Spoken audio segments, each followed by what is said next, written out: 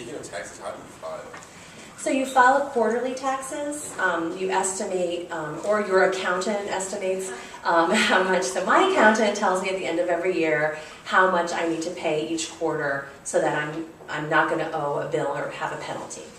And the IRS website is pretty good. There's a form for it, right? Is it? I think it's just a 1040 ES. That's what. Yeah. So the assumptions with those numbers are that you have no downtime. There's no breaks in your week when you have no clients or a project doesn't fall through. So it's just a place to get started. You also have to look at what the market will bear when you're thinking about your rates. So next I'm going to talk about one of the best moves that you can make as a freelancer to make more money and be more successful. It's to turn down work. This is often the best move for freelance success because if you don't ever turn down any work, you're not applying any kind of filter. You're not making any proactive choices. You're working for anyone who will hire you at any rate, at any deadline. And that means you're going to probably end up with a lot of bad clients that nobody else wants to work for. So who would do that? And I define bad clients in a couple different ways. Maybe they pay low, maybe they're really high maintenance, maybe they're unreliable. They say that they need you on April 3rd and then the project never comes through and suddenly on April 21st they say, we need this right away. And then you can't plan your schedule or your workflow. Or maybe they don't give you good rates, which we'll talk about a little bit later. So, any questions so far? Yes? We're going to talk about this later in this time, but about invoicing, what if they don't, sometimes I've heard from people in different freelancing fields, invoicing isn't there. They don't pay what they say they will, and it's really hard to plan your budget. So that's a great question about, is it hard to plan your budget and, is invoicing hard? So it really depends on the client. I would say 70% of my clients actually pay direct deposit into my bank account within 25 days of my sending an email invoice. So that's another thing I should put on my list of bad clients is they make you wait for money. But there are definitely exceptions. But I find more and more people are moving to online invoicing. They're moving to really the same kind of contract terms that they use with all their other vendors. So I'm a vendor for Time Inc. because I write for Fortune. And I go into their vendor system and I file an online invoice and they offer me a discount if I'll wait for, wait for my money, is that right? Or they offer to pay me more if I'll wait. I can't remember which way it goes. But yeah, so I haven't found that to be a problem. And when it is, then I don't work for that client again. And that's another thing it's really good, which I will talk a little bit more about later, is how to sort of suss out in advance.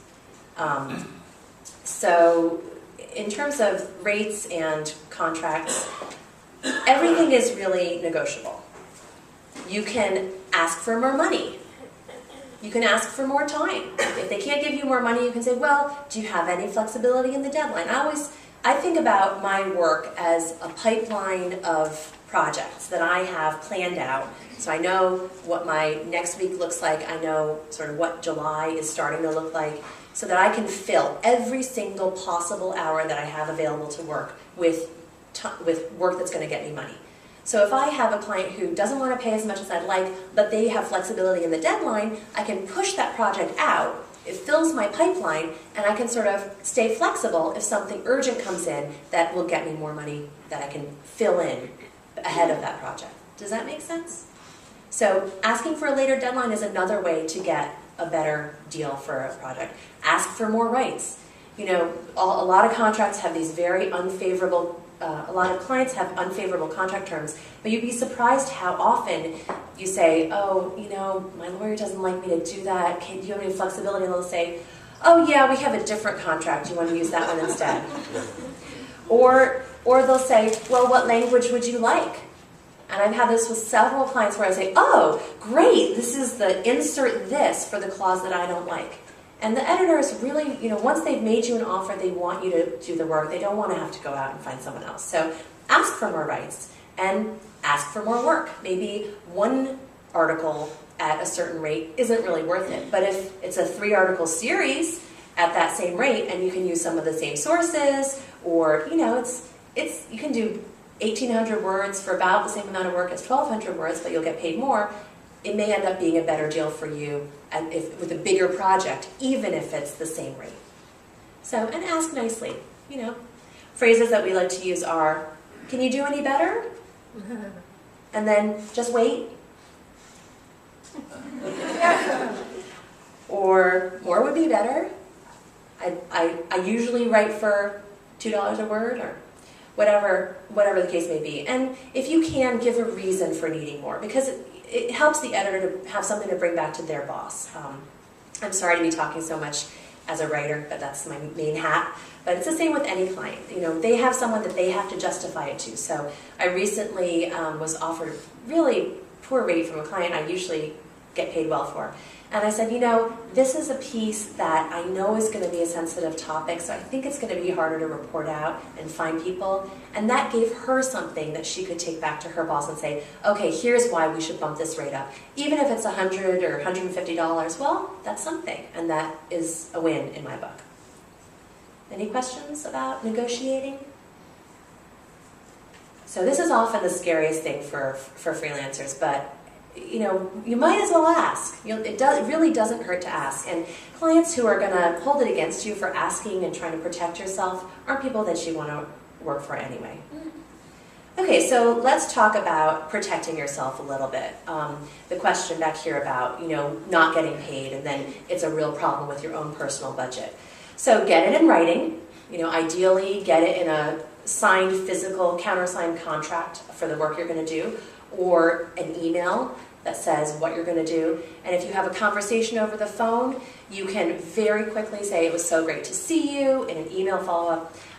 So great to talk to you, I'm excited to do this work for you. Just to recap, you know, these are the 3 things I'm going to do, this is the deadline, these are the payment terms, all the things that are on this checklist. So that you have at least your email sent, and hopefully their acknowledgement, great.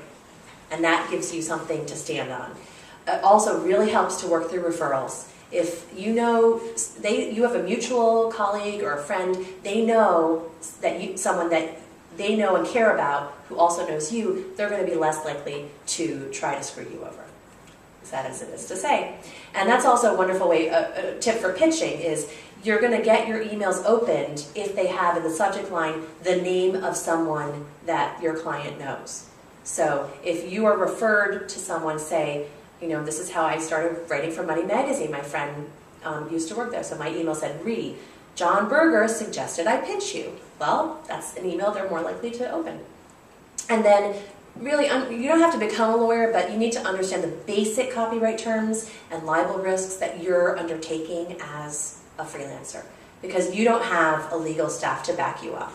And this is something that when I first started, I did explore media perils insurance, and because I don't do a lot of very controversial reporting, I decided not to, but if you're in an area where you might get sued, it's something to at least look into. And the Writers Union, I believe, has media perils, and also ASJA, the organization I mentioned before. So a very brief word about rights. I'm not a lawyer. This is not legal advice. This is just my sort of working understanding of the things that I look for when I'm given a new contract. So there are 2 red flags I look for in any contract. So first of all, any contract needs to have the things that are on this checklist. You know, what you're doing, when it's due, what's going to happen next. Are you going to be tortured through like 6 edits and have to do transcripts of every interview?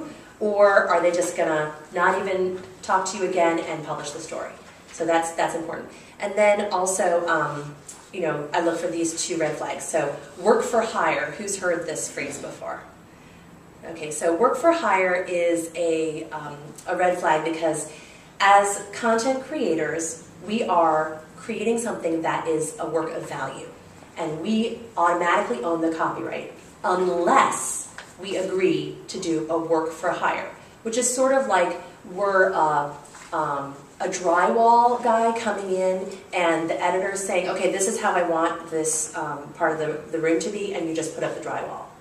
And that's what work for hire means when it comes to journalism. So they're saying, write the article like this, and you just are a technician putting it together, which is frankly to me a little insulting It also means that you no longer own the copyright, so you can't resell the article. It may be tricky if you want to use some other parts of your reporting in a different related piece.